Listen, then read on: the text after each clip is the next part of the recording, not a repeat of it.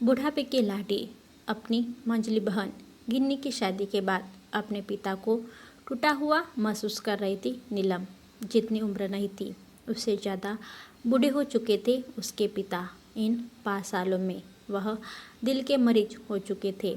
Doctor ने आगाह कर दिया था तनाव नहीं लेने के लिए, नहीं तो कुछ भी हो सकता था। हाई ब्लड प्रेशर के मरीज थे, शुगर भी पहले से था और अब कोलेस्ट्रॉल और 10 तरह की परेशानियां थी। वो अलग।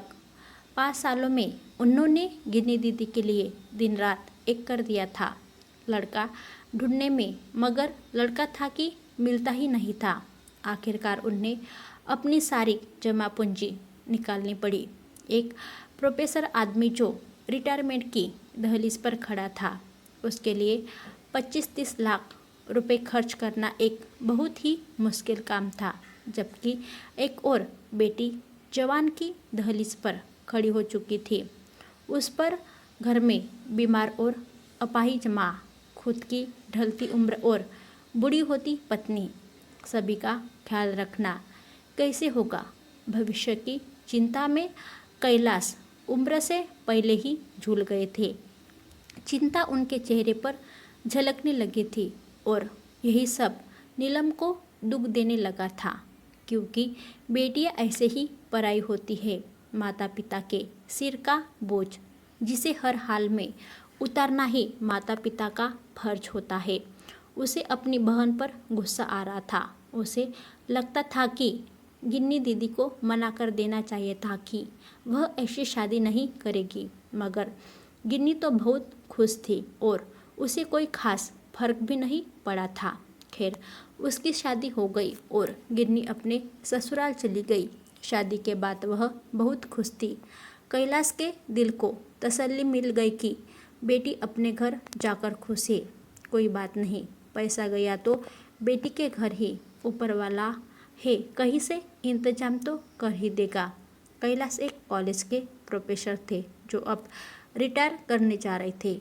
मुश्किल से 2-2.5 साल की नौकरी बची हुई थी। उसके बाद पेंशन पर ही पूरी जिंदगी चलने वाली थी। कैलाश की 3 बेटियां थीं। बड़ी प्रीति, दूसरी गिन्नी और तीसरी नीलम। प्रीति की शादी तो उन्होंने बहुत पहले ही कर दिया था, मगर गिन्नी तीनों में थोड़ी साधारण थी और मंगली थी। उसके लिए वह काफ़ी पहले से दौड़ धूप कर रहे थे, मगर कोई बात ही नहीं बन रही थी। यही बात उनके दिल और दिमाग दोनों को बीमार कर गई थी और वह अब रिटायर करने जा रहे थे। तब उन्हें नीलम की बहुत चिंता होती थी। अब पेंशन के बूते पर वह उसकी शादी कैसे कर सकते हैं, और फिर जब बाकी दोनों को लेन देन के साथ विदा किया था तो छोटी के मामले में कंजूसी कैसी। लेकिन अब इस उम्र में क्या करेंगे। नीलम शुरू से ही आत्म स्वाभिमानी किस्म की लड़की थी। दहेज और लेन देन के चक्र में अपने पिता को उलझे हुए देखकर उसे अच्छा भी नहीं लगता था। वह सोचती थी कि जब तीनों ससुराल चली जाएंगी तो उसके माता पिता के पास क्या बचेगा। वह कभी भी ऐसी शादी नहीं करेगी और न ही अपने माता पिता को छोड़कर कहीं जाएगी। जब घर खाली हो गया, कैलाश जी अपनी पत्नी विमल से बोले, अब तो रिटायरमेंट का भी समय आ गया। बेचारी नीलम की किस्मत में क्या लिखा है। मैंने तो अपनी सारी पूंजी गिन्नी के हिस्से में डाल दिया। आप चिंता मत कीजिए, भगवान है ना, वही पार लगाएंगे। उनकी पत्नी उन्हें सांत्वना देते हुए बोली, मगर भगवान मदद कैसे करेगा विमल। अब तो पेंशन मिलेगी, 3-4 साल तो नीलम की पढ़ाई में ही निकल जाएंगे। उसके बाद इसके लिए लड़का ढूंढना। आजकल बिना दान दहेज के शादी होती कहाँ है। कोई बात नहीं जी, आप सब्र रखिए, जो भाग्य में होगा वही मिलेगा। विमल जी भी हताश थी। देखते देखते 4 साल निकल गए थे। नीलम ने फाइन आर्ट्स के कोर्स कंप्लीट कर लिए थे। पढ़ने में वह बहुत अच्छी थी। उसने कैंपस भी निकाल लिया और एक अच्छी सैलरी में उसे नौकरी भी मिल गई। 1-1.5 साल गुजर गए। इस बीच उनकी बीमार और अपाहिज माँ का भी देहांत हो गया। कैलाश जी भी रिटायर कर गए थे। प्रीति और गिन्नी दोनों अपने ससुराल में बहुत खुश थी। नीलम भी नौकरी कर बहुत खुश थी। इसी शहर में नौकरी थी। वह अपने माता पिता के साथ ही रह रही थी। एक दिन कैलाश जी ने नीलम से कहा, बेटा अब तुम्हारी नौकरी भी हो गई है, अब शादी के लिए सोचो। मगर तुम्हें कोई लड़का पसंद है तो बताओ, नहीं तो मैं देखता हूँ। नीलम की आंखों में आंसू आ गए। पापा मैं शादी तो करूँगी पर अपनी पसंद से, जो मेरे साथ आपको और माँ को भी देखेगा। कैसी बातें कर रही हो बेटा, यह तो दुनिया का नियम है। बेटी पराया धन होती है, जिसे विदा कर ससुराल ही जाना होता है। मैंने कभी यह नहीं कहा पापा कि मैं ससुराल नहीं जाऊंगी। आप और माँ मेरी जिम्मेदारी है। हमारी जिंदगी आपने संवारा है तो हमारी जिम्मेदारी है कि हम आपका बुढ़ापा देखें। कैलाश जी की आंखों में आंसू आ गए। पापा मेरा दोस्त है रोहित, अगर आप दोनों इजाज़त देंगे तो मैं आप लोगों से उसे मिल पाऊंगी। वह मेरे साथ ही काम करता है। कैलाश जी की आंखों में आंसू आ गए।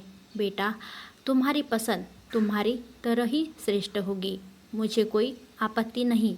अगर लड़का अच्छा है तो मेरी तरफ से हाँ है। रोहित विजातीय था मगर बहुत ही सुलझा हुआ, विनम्र और सज्जन युवक था। नीलम और रोहित दोनों का जॉब प्रोफाइल भी एक ही था। कैलाश जी को कोई आपत्ति नहीं थी। रोहित के माता पिता भी बहुत ही खुले विचारों वाले थे।